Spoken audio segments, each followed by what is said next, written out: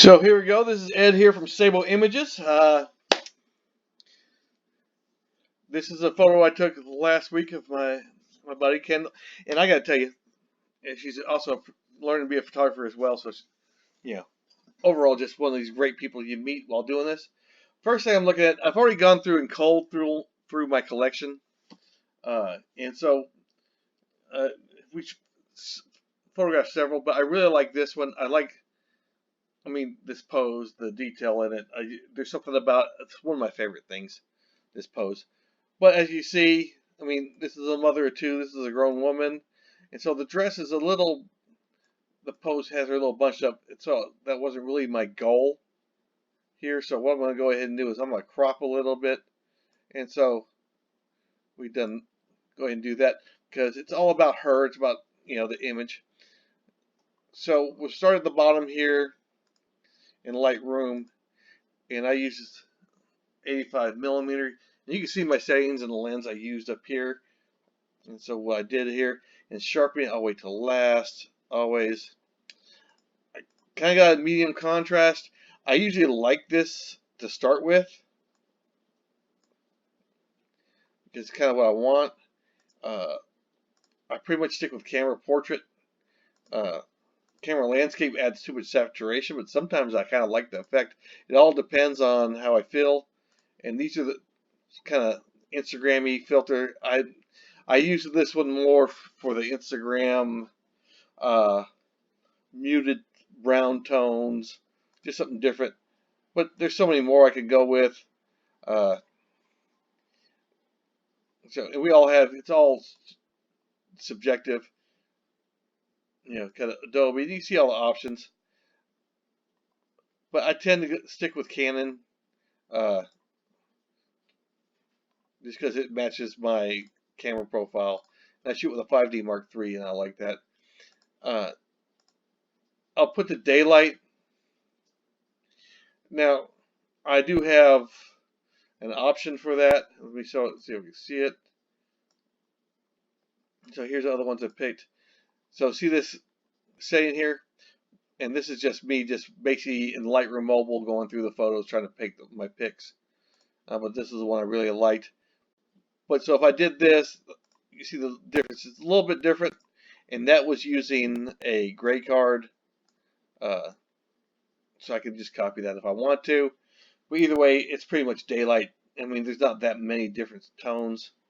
I can make it more green if I wanted to, but in the end, I like the daylight, and I kind of like it that way. Now, I do something crazy. I start off with the auto. Everybody's like, oh my God, no. But I kind of like to start off with there. It kind of gets me to start where I want to go to. And I always take out the vibrant saturation. And then I'll bring the highlights back a little bit because I think it goes a little bit overboard. And I want more white in there. And what I'll do is I'll bring it up just a bit. And you know what? I might just bring the shadows again. And sometimes I don't like the contrast. So if I go like this, I can bring it back. And you know what? I kind of like that a little bit better. I want that. And I'll probably put a little S in it. But honestly, I've always preferred photos a little bit more flat. That just happens to be my style. When I first started years ago, I got criticized. Oh, your photos are flat. It's just what I like. You don't have to like it. But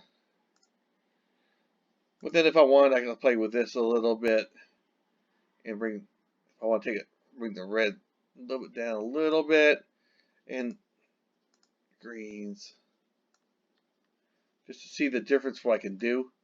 And sometimes I play with it a little bit. Not every photo is a little different. Because once I have the basic settings that I like on this, I will probably use this as my base for most of the other ones you see in the series down below. I'll go ahead and hide that because I don't need it right now. And I'm happy with that. All right, let's see here. Sharpening. All right, when I sharpen photos, for this one, I'm probably going to use the lace a little bit more the lace of the dress to be more my indication. This is setting it default. And you see it kind of goes a little crazy here. Each lens is a little different.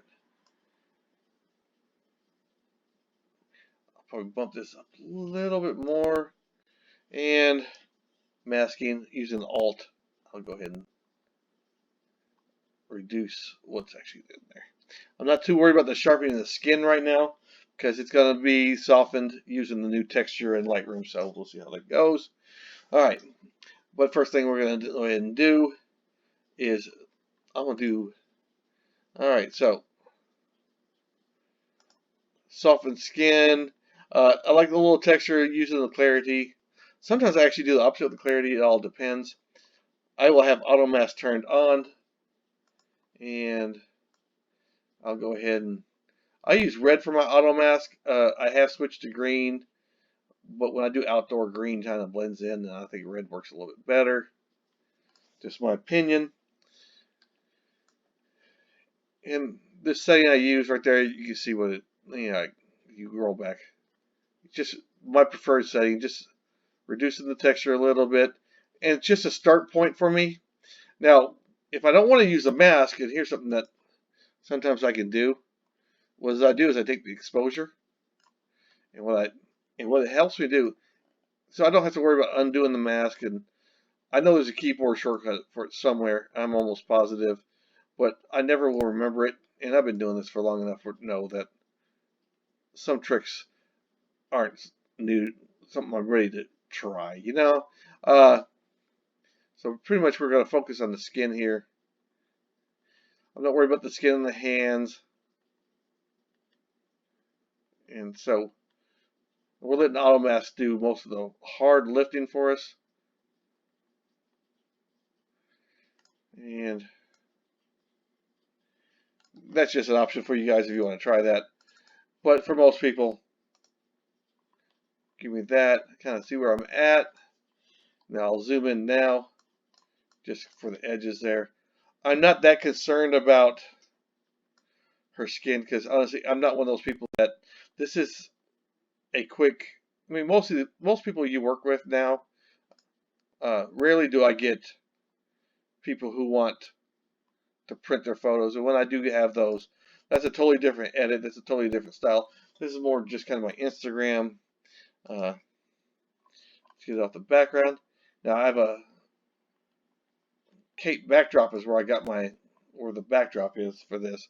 And it's my painted backdrop is pretty recently new to my collection here of backdrops, and I really like it. You gotta be careful on these shadows because sometimes the masking doesn't see it. Depends on the shadows. Now you see she does have some blemishes. This is a real woman. Real people have blemishes. Oh, wrong one. Control Z, undo that brush stroke. Let me go ahead and erase that again. And there we go. Because I want the hair is going to be different than the face. Alright, let's go back and zoom out. So, let's close that overlay.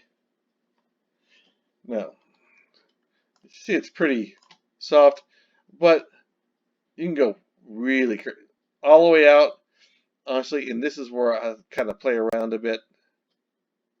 And so what I usually do is I take it all the way down, and this is the new, and since this is actually pretty new, it's kind of, we're just trying to get used to how it works. But I just think that might be too much. I don't want her to look like she's plastic, and you see a lot of that now, especially Instagram. They'll get hold of your photos and play around and do stuff. Now there are some blemishes, so we'll go ahead and knock those out. And no, that's not what I wanted. All right, there we go. Now, visualize spots is great for landscapes, but for people, I don't bother with it. Because I'm not looking for spots, I'm looking for blemishes. And so sometimes it works in places you want. And I'm looking just in Lightroom and Camera Raw, I'm looking for the big things. I'm not going to find every little, spot, because I could do that better in Photoshop, which will be later. But there's some things it's just easier to do it right now. Why would it go off the skin? I just hate it when it does that. It just drives me nuts. So here we go. And there. Some blemishes. Real people have blemishes.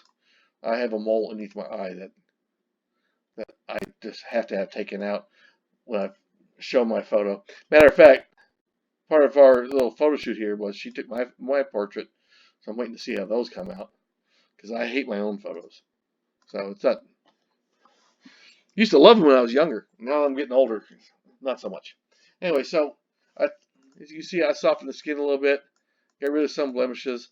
I might get rid of some of the lighten those a little bit. I'd rather do that in Photoshop. And that's where I'm going to start. So we'll go ahead and stop this.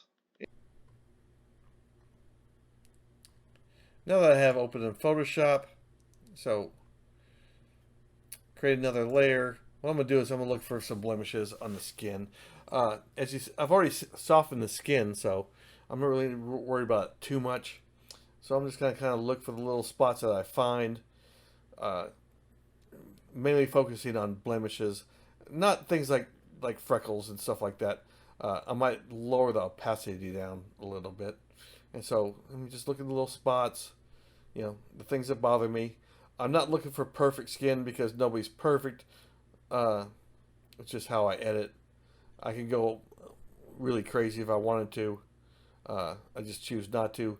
And that one little blemish there I didn't, get so well. And here's some freckles. What I'm going to do is I'm going to lower the opacity here of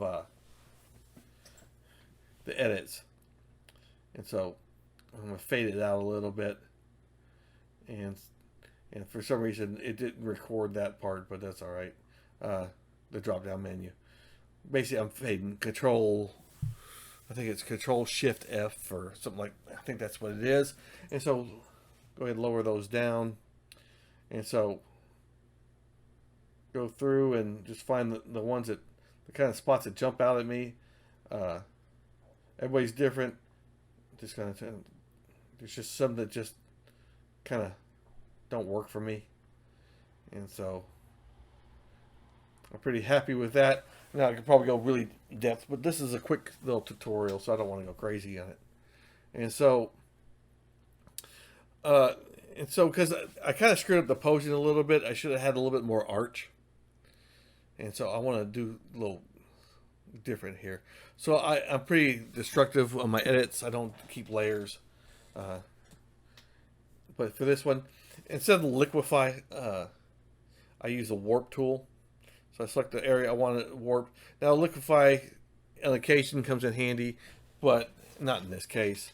So Control T, liquefy, and then right click and select warp and just kind of warp it a little bit. I don't want it overboard. I don't want it too fake. I mean, you can go really crazy, but this kind of works for me. And so like that, I kind of like it. And pull back a little bit, because almost with every edit I pull back a little bit. Enter. Let's go ahead and check it out. Make sure the seams don't look really crazy. I mean, it's pretty much the seam of her dress anyways for the two sides, so I kind of didn't hurt it too much. And so I kind of like that. And I'll go ahead and merge that down too here in a minute. And I think, because I'm kind of happy. And I think that'll work. Got a little bit more going on here.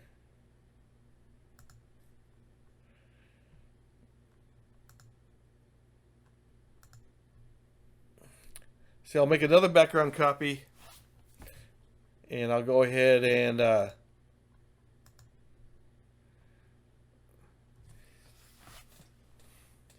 desaturate that one and use that for my adjustment. I'll go ahead and make a soft light, fill it with gray.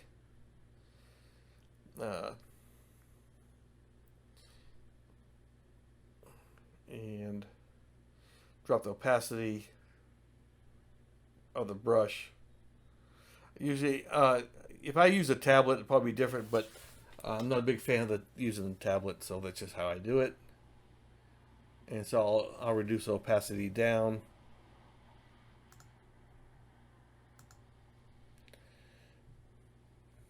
And I'll speed up through this part.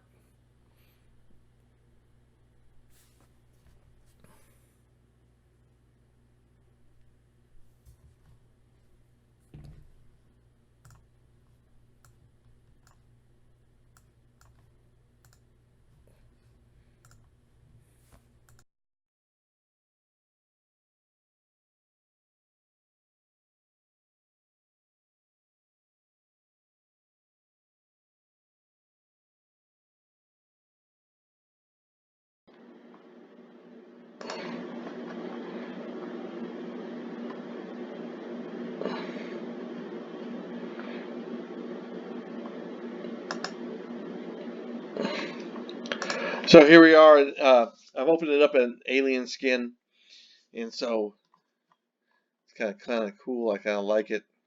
And so I have my favorites for alien skin because this is in my home studio using my Cape backdrop here. Uh, I kind of start off with a bunch of different looks. I do like this look. It's one of my favorites, but I kind of stick with the Kodachrome. I kind of like that better. Uh, I have other options. These are just my favorites. The Fuji I really like for bright in the Kodak Gold setting, but the yellow and darkened I love. I've always loved this look, uh, but I'll probably stick with the Kodachrome because it. Oh man, which one? Which one? Who knows? But I'm gonna stick with the Kodachrome here too from 1968, and I got that going. And you can lower the intensity of this stuff. I mean, you gotta be careful with the colors, since this is just skin and white and white fabric and the backdrop painted backdrop. I'm not that worried about it. With this setting, I do have to adjust the reds. Usually, if somebody's in a red, or it kind of mutes the red a little bit, makes it more maroon. I don't like that so much. So you can play around with it, and you know this alien skin. I mean, uh, I know I think version 4 is out, and I believe you can use that without Photoshop. I mean, they have similar things, but I use it more for for these sets because maybe I want to change things down a little bit. So I can change the exposure down just a bit if I want. And do I want to play with See, I don't like that heavy contrast look. I never have. Uh, I pretty much did all that in RAW, so I see no reason to mess with that again. Detail I've already sharpened in RAW in Lightroom, and so here I can play with the HSL. I can do it here, or I can do it when I put it back in Lightroom. As you can see, this is what I talked about with the colors. Uh, it takes out the reds a little bit. Uh, you can add it back if you want to, but I kind of have to play with that a little bit. And so tone curve, you have so many options. What I really like about uh, alien skin using the exposure, because I can do crazy light effects if I wanted to. Most of these light effects only work for sometimes. Uh, but if I want to do something more like that, and you can do the opacity if I wanted to. But that's just a different effect. If I want to go create light, I can do textures on it. But pretty much I like it is now. If I felt I need more skin softening, I could do it in here, but kind of like it the way it is. I'm not going to change too much, and this is the only place I'll change, but I'm not going to change anything because I'm very happy with it. That's kind of what the point of this software is to get my look and and have what I like. So we'll go ahead and hit apply, and we'll go from there.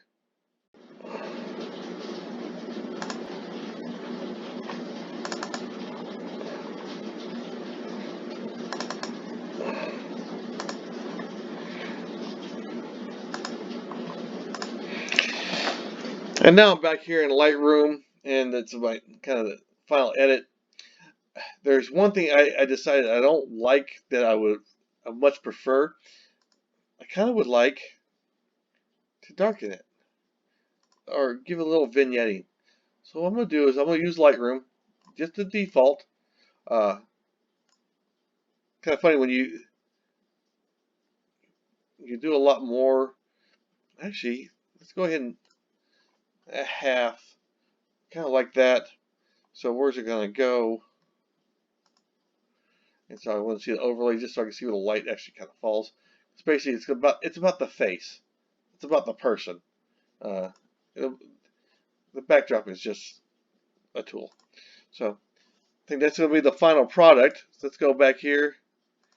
And so we'll go ahead and loop these. Here it is.